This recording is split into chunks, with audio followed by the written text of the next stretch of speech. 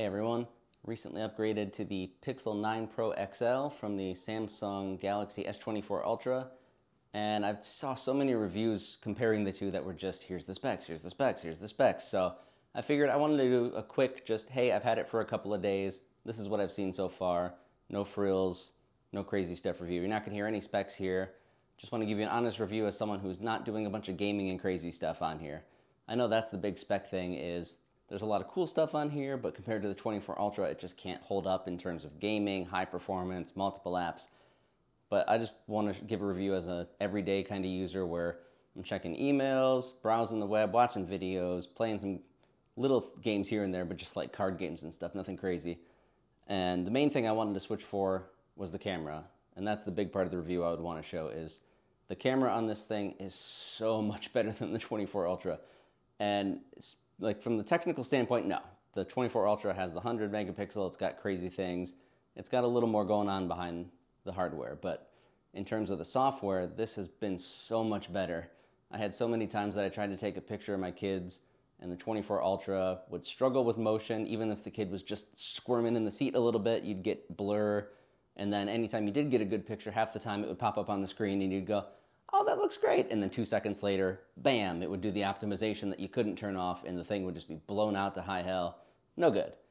So that's the biggest takeaway from this so far. The photos look great, easy to use. Only downside I'd say so far is when you're setting to the 50 megapixel setting instead of the 12 megapixels, it does take a little longer to go through a photo. So instead of being able to rapid fire off 5, 6, 7 photos, just bam, bam, bam, bam, bam, you have to kind of take one and then it takes a second, take one, takes a second.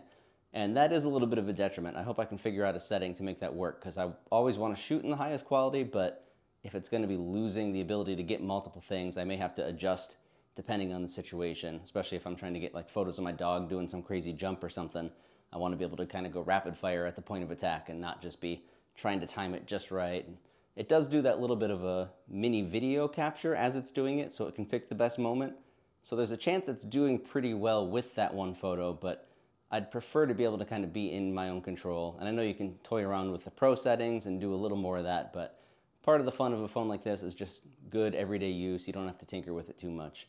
Now, another thing I would say, I never care too much about this because I always put a case on anyway, but the hazel is the color I got, and it did end up looking pretty cool, so I got a clear case for it. I don't know why it's called hazel. It basically is gray, but it's got that little bit of green tinge, I guess, so whatever the hell color you want to call it, it looks nice. I would recommend getting a simple clear case like this. You can get them cheap on Amazon, like $10, half of them. They show off the nice color, do a good job with the magnet on the back. And yeah, the other thing obviously with this phone is some of the AI stuff. I haven't had a ton of time to play with it, but what I've seen is pretty cool. I'll try to put up a thing right here, blurring out his face for privacy reasons, but I took a picture of my son going crazy at breakfast with his hands up in the air. Thought it would be funny to make it look like he was on a water slide, so I asked AI to do that. And you can see the results. Oh, it did some really interesting detail. It gives you a few options, and you can also tell it to just run it again, and it'll give you a few more.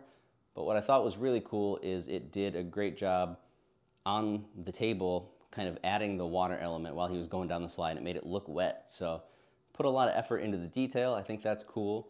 I've done a couple other prompts. We did one where he was taking a picture in a little soccer jersey he got as a gift, so we told it to make it look like he was on a soccer field with the net behind him. Got a cool render of that. The other AI thing that's the big thing is Gemini. I've been playing with that. It's even helpful for fantasy football stuff. Like I'll do a little sample of that when you're going through the draft. Gemini, which quarterback in the AFC North do you think will have the most fantasy points this season? All right, here's the thing about fantasy football. Sure, there are the big-name quarterbacks who always seem to put up good numbers. But the AFC North is a real battle this year. You've got Lamar Jackson on the Ravens, always a threat to explode. Then there's Joe Burrow leading the Bengals, a team that knows how to score. My gut tells me to keep an eye on Deshaun Watson with the Browns. He's got a lot to prove after missing time, and that could make him extra hungry for a big season. Watson has a strong arm and some serious playmaking ability. If he can stay healthy and get into a rhythm, he could be a fantasy monster. But honestly, any of the AFC North quarterbacks could surprise us this year. It's a tough division to call. Can you pick one as your favorite? All right, if you're twisting my arm, I'll say Lamar Jackson. The guy is a dynamic playmaker and a real fantasy football weapon. Sure, his passing can be inconsistent, but his ability to scramble and pick up huge chunks of yardage with his legs makes him a high upside pick. You could also argue for Joe Burrow. The Bengals' offense is explosive, and Burrow has proven he can put up video game numbers. It just depends on your risk tolerance.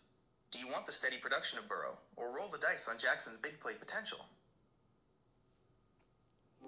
So I think that's pretty cool. It's given some legit analysis. By the way, I'm noticing looking at the screen, I hope that's just some tracking feature on my camera. From my end, it looks like I've got bright angel earrings or some bullshit. So hopefully that's not happening on the actual feed. We'll see. If it is, oh well, enjoy the weird special effect. Let's give Gemini another thing here for a more practical use. What movies are coming out in theaters this week? This weekend, it looks like you've got a few options depending on your tastes. If you're in the mood for something spooky, there's always Shaun of the Dead, a classic zombie comedy that never gets old. Or, if you're looking for something a little more recent, there's City of Dreams, a drama about a family struggling to survive in Los Angeles. And if documentaries are more your speed, then check out Reagan, a film about the life of former President Ronald Reagan. What was the top box office performer last weekend? It looks like Alien, Romulus, topped the box office last weekend. It's the latest installment in the classic sci-fi horror franchise, and it seems like audiences were hungry for some suspenseful alien action. How much money has Deadpool and Wolverine made so far? Alright, so, the individual movies starring Deadpool and Wolverine have made a ton of money. The Deadpool movies have grossed over $780 million worldwide, while the Wolverine films have brought in over $1.1 billion. But if you're asking about the recent movie where they team up, Deadpool and Wolverine, it absolutely crushed the box office. It's already made over $1.14 billion globally, and it's still in theaters. If you want to know about the earnings of a specific movie, just let me know. Where does Deadpool and Wolverine rank in the earnings for the MCU? So Deadpool and Wolverine has absolutely smashed it at the box office.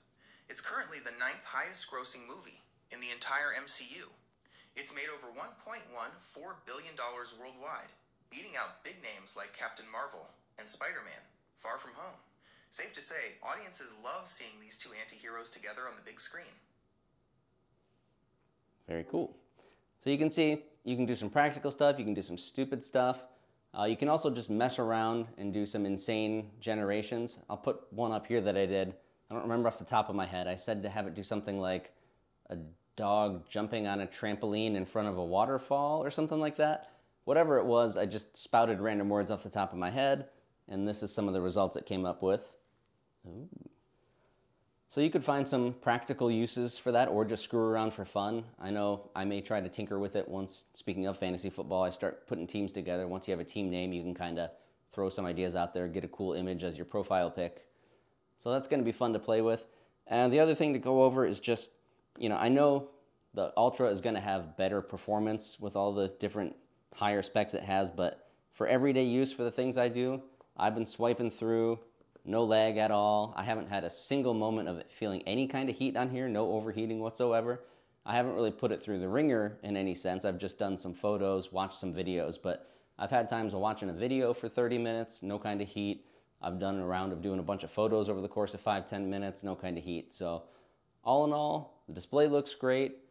The AI is a lot of fun. The camera is much better, and that's the main thing that sold me. So it all depends on what you're out there for. If you're a serious gamer looking to play Fortnite and other kinds of stuff on your phone, then by all means, 24 Ultra, you're probably going to be much happier. But if you're someone who is disappointed in the 24 Ultra's camera performance, me especially, and you're thinking about making that switch, I would highly recommend it. I think this is a great phone for the camera. It does a lot of the other stuff well. If you're a simple everyday user, you're going to be happy with it. And that's about it. So let me know in the comments what you think, which phone you're happier with. If you've made the switch, let me know what you thought. Were you happy, disappointed? And we'll see if we get a consensus in the comments. Maybe the first time ever? Probably not. Really worried about these stupid fake earring things. Also worried that if they're not there in the video, I'm going to look like a crazy person thinking I'm seeing things. So should be fun. We'll see you guys later. Thanks. Hey, going through the edit, realized never talked about a very important feature, the battery life. Have to say, compared to the 24 Ultra, I don't notice a difference. If you're someone who's really going hard on games and doing a lot of crazy stuff, you might notice a bit of a difference there. But for me, all the batteries, the cell phones, they lie about how good they're going to do or overstate it, or they're basing it on minimal usage and battery savers and God knows what. So none of them live up to what they say. Most of them, if you start at 100% when you wake up, it's going to get you through the day. If you're a little below, you're going to have to top off at some point at work or in the car or while you shower. So they're all fine. I'm all good with all of them. And also, by the way, this is being shot on the selfie camera, so get a little bit of taste of what that's like. Pretty good quality so far from what I've seen. Now I'll see you guys next time. Thanks.